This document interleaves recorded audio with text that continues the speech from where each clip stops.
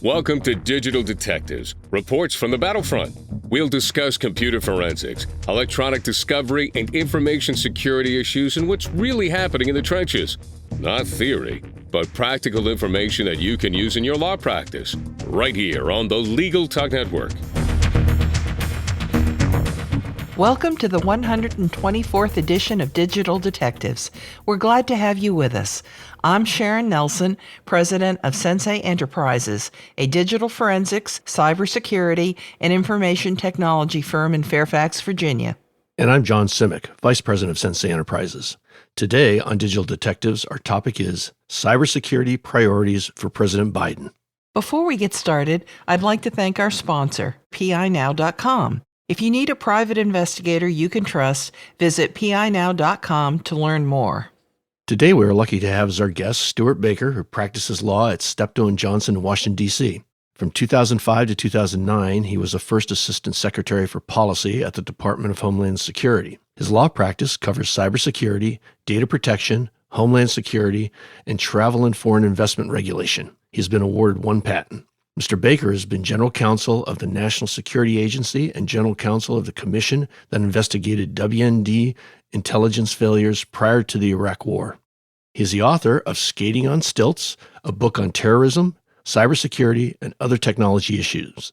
He also hosts the weekly Cyber Law podcast. It's great to have you back with us again, Stewart. Oh, it's great to be back with you guys. Well, we really do thank you for coming. And before we get started on what President Biden is and should be doing with respect to cybersecurity, talk to us a little bit about cybersecurity under the Trump administration. Well, it was typical of the Trump administration. A lot of good things got done, and most of them got done when the president wasn't paying attention to them. It's just that I hate to say that. I'm not a Trump hater, but I think we all acknowledge that his attention sometimes detracted from the government's ability to get stuff done. And when he paid attention, he was a mixed force. He was willing to take on China and the Chinese supply chain and to take tough action about very important things that needed to be done about China inducing a reliance by the United States on insecure technology. He was not at all willing to take on Russia and some of the things that Russia did, both interfering in the 2016 election and the hacking that they engaged in. So when it got to his level, it was a mixed bag. But below him, the DHS really came into its own as a cybersecurity agency, and it did very good work on election security for the 2020 election, which, of course, the mixed bag again, got the head of DHS's cybersecurity agency fired when he said, no, the election was secure. Interesting, because those were the times that we've just lived through. I know. And there has been kind of a swing to a whole new approach to cybersecurity. Yes, it's going to be a lot more boring, but a lot more is probably going to get done. I'll take boring. Well, Stewart, I know you don't lack for opinions, but what do you think President Biden inherited as his biggest cybersecurity problem? I think SolarWinds is probably the most pressing issue, just because, and it's not fair to call it SolarWinds. We should probably call it Holiday Bear. It was probably Russian intelligence, and they were very, very good at what they did about breaking into some very high-profile targets who were quite sophisticated in their own defense, and they beat a bunch of them. That's impressive and scary, and it requires that we rethink what we have been doing for security, especially for the federal government, which probably wasn't in a position to stop this, even if these guys had been a little less sophisticated, but certainly wasn't in a position to stop these intrusions at this level of sophistication. And the government's going to have to up its game, and it's probably going to have to take action to make sure that the critical infrastructure we care about has upped its game in response to the Holiday Bear intrusions. A lot of folks listening to us, they won't even know what SolarWinds means. So maybe you could just briefly explain that to them. So, yes, it was actually first discovered by FireEye when FireEye, a particular security guy, got a request to have a second phone be used as two-factor authentication to say, yes, this is this person checking in and getting onto the network. And he had time to call the guy and say, really, you've got a second phone? To which the employee said, no, I don't. And that little call and that fact led to the discovery that FireEye had sophisticated Russian intelligence operatives inside its network for months, and that they had broken in part by compromising Microsoft files, that they had done so at a level of sophistication that we had not seen before, the kind of discipline that no one expected, even from the cream of the crop. That means that we have to rethink how tough our cybersecurity practices have to be. And I guarantee that very few people who are listening to this have cybersecurity folks working for them who call everybody who tries to get another phone accepted for two-factor authentication. But increasingly, it looks as though that's what we're going to have to do.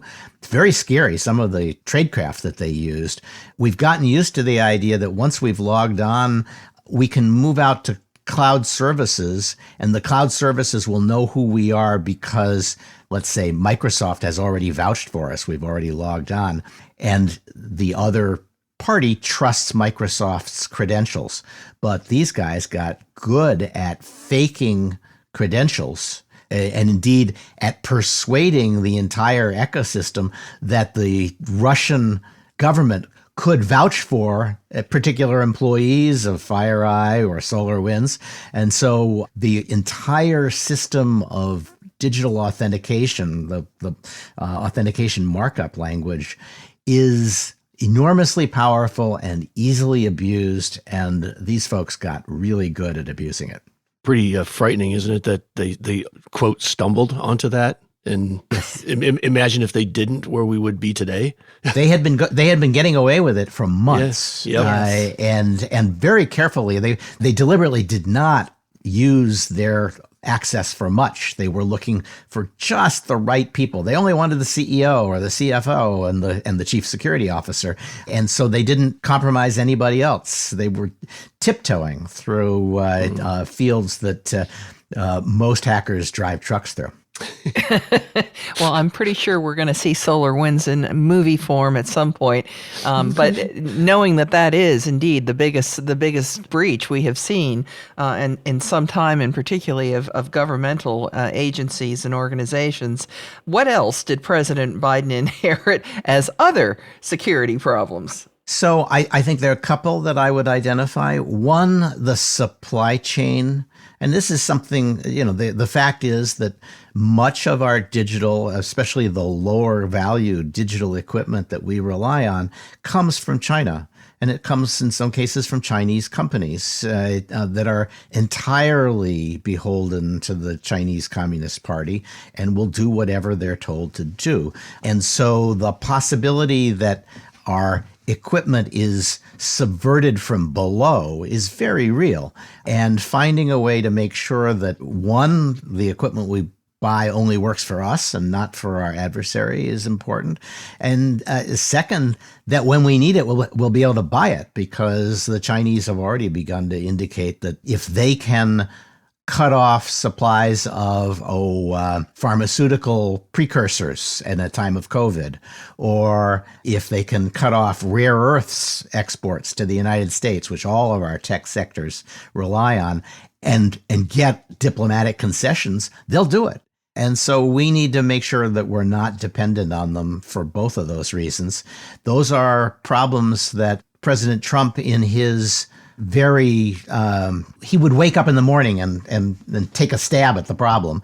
And then you wouldn't hear of anything about it for a couple of months. And then suddenly there'd be a new executive order out. He did a lot of that, but he did not have a very robust and comprehensive and disciplined approach to that. What we're seeing with this administration is they've already put out an executive order that says we are going, in the next 100 days, we want plans on several topics. And then at the end of a year, we want a whole new set of additional plans. So I think I tweeted that President Trump would have done this some Sunday morning before golf. And this is a little slow, but we'll probably get a better, more thought through outcome out of the supply chain executive order that President Biden has put together. That was one of them. And then the other problem that I think is really just emerging in the last couple of weeks, though it's been around a while, is attacks on the grid. The Russians have been in our grid for a while now, and we were very unhappy about that. Probably became clear that they were in the grid in the Trump administration. And of course, saying mean things about Russia wasn't on the president's agenda at the time. But it is a hostile act. There's no espionage reason to be in our grid. The only reason to be in our grid is to keep alive the option of turning off the electricity for everybody in the country. And since Russia has done that in Ukraine twice, I think we have to take seriously the threat that represents. And the rumor is that we are now all in their grid, precisely to return the favor in terms of projecting a threat. That's scary enough, but now it turns out that the Chinese are acting against India's grid.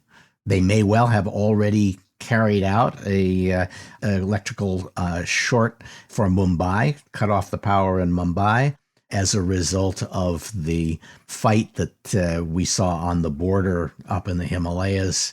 Shortly after that, there are reports that large amounts of malware was aimed at India's grid, and then there was a blackout in Mumbai. Maybe that's a coincidence, but it's also highly likely that it was China sending a message to India to say, if you keep causing military problems in the Himalayas, you could have power problems at home. And this is a long process of normalizing attacks on our electrical systems, which none of us can really afford to live with for very long. Mm-hmm. Well, Stewart, what do you think about the people that the president's chosen to lead his new cybersecurity teams? I know most of them, and I have great respect for them. Ann Neuberger is now the Deputy National Security Advisor for Cyber. That's by far the highest ranking position that anybody in the White House has ever been given on cybersecurity. She comes out of NSA. She's a very thoughtful and polished member of the government with a lot of non-government experience as well. So she's definitely a talent. Another NSAer, Jen Easterly, is going to come in. She may end up, there's a lot of uncertainty about how these jobs are going to be organized because Congress has weighed in, but Jen Easterly may end up running the cybersecurity unit that Congress imagined would be the entire thing for the White House, but which almost certainly will not be. Mike Solmeyer is going to be in the National Security Advisor. He's worked at DOD. He's been up at Harvard. He's very talented.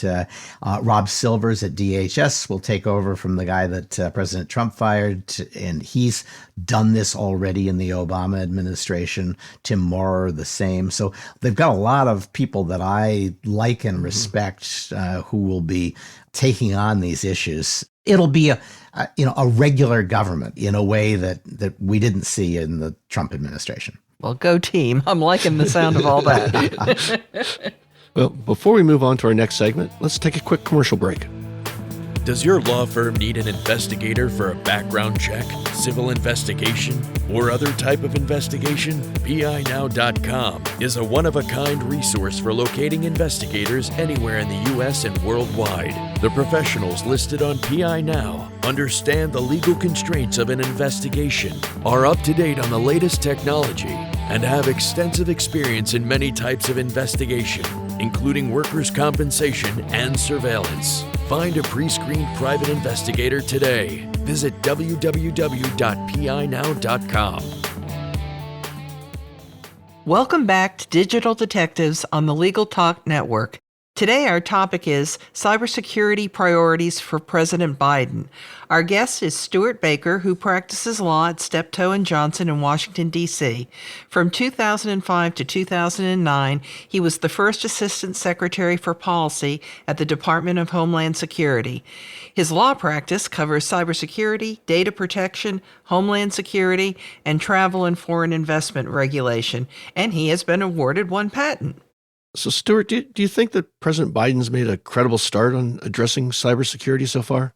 I think he has. I mean, no one expects him to know a lot about cybersecurity. He entered the Senate, I think, before the internet was invented, or at least before it was commercialized. Before Gore was there, right?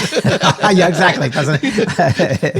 So it's not natural to him. He's not a native, but he certainly appreciates national security threats, and he appreciates the politics, the bad politics of having a major energy outage, for example.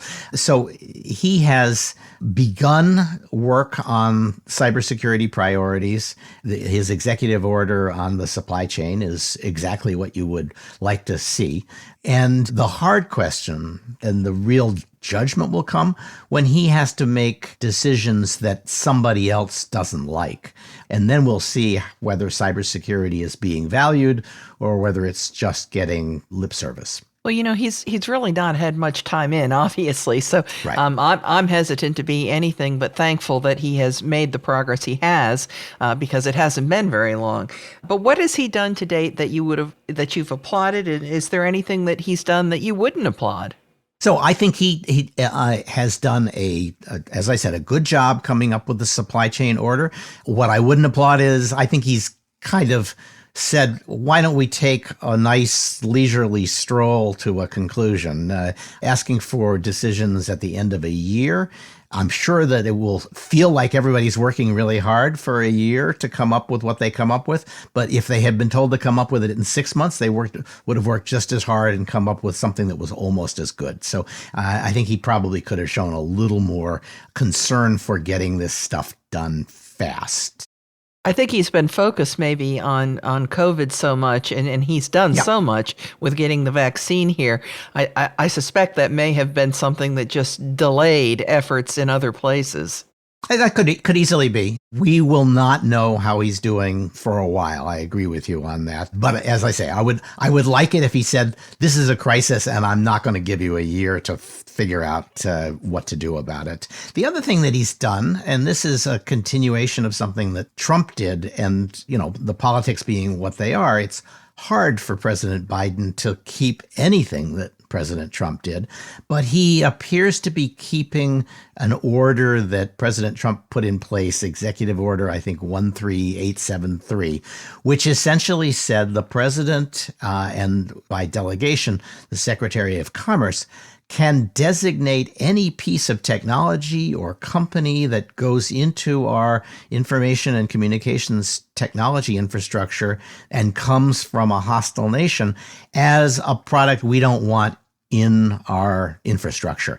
And that will be binding on the private sector. This is an authority that no one thought, well, the government didn't think it had back in the Obama administration, and they allowed a lot of stuff from China to be installed because they didn't think they could stop it.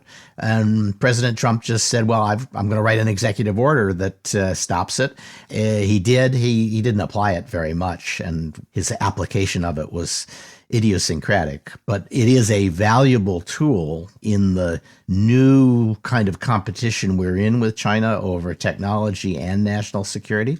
And the administration has sent a signal that it's going to keep that authority, keep those regulations in place. They will probably take comments and adjust them. But I thought it took a little bit of courage to say, we are not getting rid of everything that has Trump's signature on it. Well, Stuart, we all know money makes the world go round. So is it going to be hard for President Biden to get the kind of money he's really going to need to fund the cybersecurity measures that are being contemplated? Yeah, I think if it's not in the COVID relief bill, he's not going to get it. That's my guess. That we have gone to a system really for the last 10 years or so of funding stuff in spasms. I'm guessing that the basic structure of the budget was set in the last couple of years of the Obama administration, hasn't been changed because there haven't been enough votes in Congress to actually change any of the priorities, except in big lumps of money like the 2008-2009 stimulus and the CARES Act, and now maybe this latest bill. There is, if I remember right, I think maybe the CARES Act originally had $10 billion in it for CISA, that is to say DHS's civilian cybersecurity entity to spend on cybersecurity. That's probably not money. That's not more money than is needed, because what we're going to see, I believe, is a pretty dramatic centralization of cybersecurity responsibilities at DHS. They haven't been able to do that. Most companies to have one CISO. The federal government has 50. You got a CISO for every department and every independent agency, and it's money in their budget. It's people that work for them. They don't want to give that up, but some of them are good and some of them are terrible at doing this. And if one of them is terrible, they can infect the rest. So DHS is probably going to have to take some action to start setting more and more floors for cybersecurity, providing more and more cybersecurity services that previously we'd relied on each individual agency to decide to buy. And that will certainly use up big chunks of that $10 billion. Yeah, it sure will, but it will hopefully make sure we get rid of some very bad CISOs too. That's a good objective. We have to get used to the idea that this is an extraordinarily expensive thing, that the digital infrastructure we are substituting delivers all of its benefits in the first year, and the price doesn't show up until 4 or 5 years later, and it's a lot bigger than you thought it was going to be. All right, and on that note, I'm not sure that people who don't want to see the government spending more money are going to be happy with that, but it is a necessity to be sure.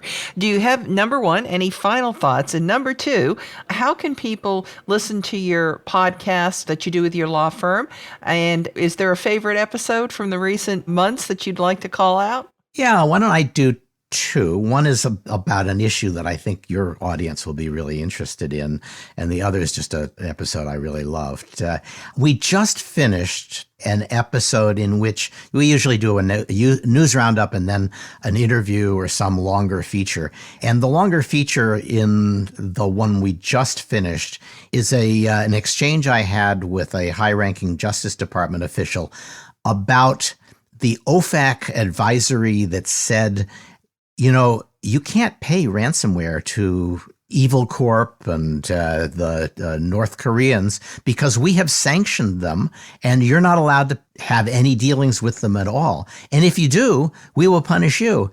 And to boot, if your forensic firm gives you bad advice and says, oh yeah, this is not Tridex, this is not Evil Corp, and it turns out that you paid them on the strength of that advice, they could be liable for facilitating a violation of federal law. So I'm a little skeptical of this whole approach to ransomware, but it is the law.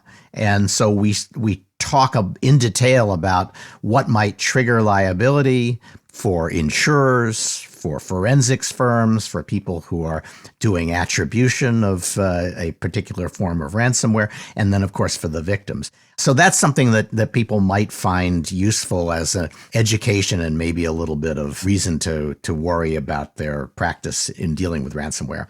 But the one I really loved was the one before that, where we interviewed the author of a book about Elizabeth Friedman, who was married to a pretty famous cryptographer named William Friedman, who was the intellectual founder of the National Security Agency. It's the story of the two of them because she was, by his estimation, at least as good a cryptographer or a cryptanalyst as he was. Mm-hmm. And the story of how they got started with this lunatic, he wasn't a billionaire, but he was close. He was a very rich man out in Chicago who recruited Friedman to come to his weird compound near Chicago where he was working on a project to find secret code written by Sir Francis Bacon in the works of Shakespeare to prove that he and not Shakespeare had written it and deliver a whole set of messages. And the theory was that he had been varying typography of the particular text. And they end up doing all of the government's decryption for World War I out of this unit. So these two people with no training are suddenly the entire national security agency for the U.S. government. It's a great story. I've read that book. It is wonderful. Yes, it's called The Woman Who Smashed Codes. Well, Stewart, as always, we want to thank you for coming back and being with us again. It's always a joy, always a really nice conversation about cybersecurity, and your insights are always wonderful to share with our audience. So thank you again for being here today. I'm always glad to come back and talk to both of you. Well, that does it for this edition of Digital Detectives. And remember, you can subscribe to all the editions of this podcast at LegalTalkNetwork.com or on Apple Podcasts. And if you enjoyed our podcasts, please rate us on Apple Podcasts. And you can find out more about Sensei's digital forensics, technology, and cybersecurity services at SENSEIENT.com. We'll see you next time on Digital Detectives. Thanks for listening to Digital Detectives on the Legal Talk Network. Check out some of our other podcasts on LegalTalkNetwork.com and in iTunes.